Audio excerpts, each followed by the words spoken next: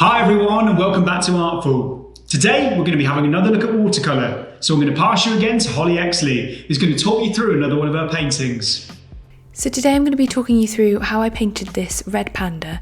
I used synthetic watercolour brushes and I'm painting on 300 GSM cold pressed paper using Winsor & Newton watercolour tubes. So first I sketched the Red Panda in pencil before using a light watercolour wash to create the outline in paint. I wait for this to dry completely and then rub out the pencil line.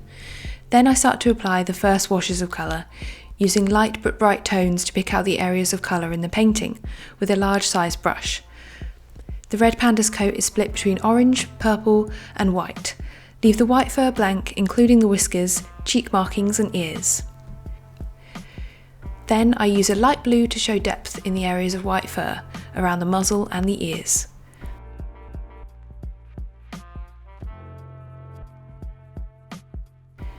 Next, I bring in a darker and more concentrated tone on the legs and body to begin to pick up the fur texture. Be aware that you don't need to paint every area with a texture. In fact, that could make the painting overly busy. Instead, give the suggestion of fur by choosing particular areas to highlight the fur, such as where the light catches on the shoulders or the contours of the face. Next, I'm adding some fuchsia tones into the shadows along the back leg, under the chin, behind the ears. I'm using a dark blue-grey tone on the legs to paint the darkest shadows, leaving small fur-like slithers of the lighter tone underneath to add more fur texture. At this point, I switch to a smaller brush and use a bright orange/yellow to highlight some of the brightest areas of fur, usually on areas where the light hits the fur, such as the shoulders, forehead, rear and tail. I take care to leave some of the flecks of light fur as highlights.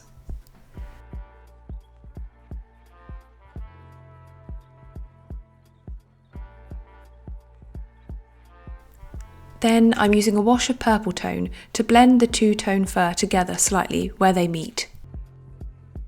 With a smaller brush, I'm taking a dark brown/grey tone to define the claws, the tail and the facial features. I use the same colour to add depth to the fluffy ears and the bottom of the feet.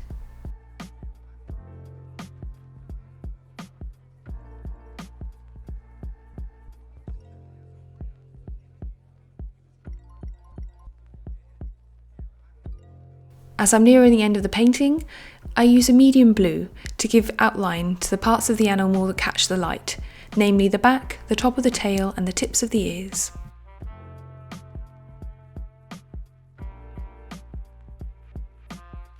The very last step is to finish the face. This is where you put the painting together and meet your Red Panda. So I use a very small brush and with a steady hand fill in the eyes with a brown/green shade, being very careful to leave a fleck of white free of paint as a highlight in each eye. Without this, the face won't look so alive.